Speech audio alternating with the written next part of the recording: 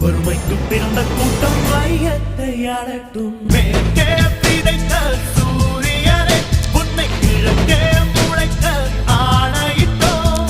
தோன்றிட ஏதும் தடை இருந்தால் உன்னை தோண்டி அடிக்கவே துணிந்து விட்டோம்.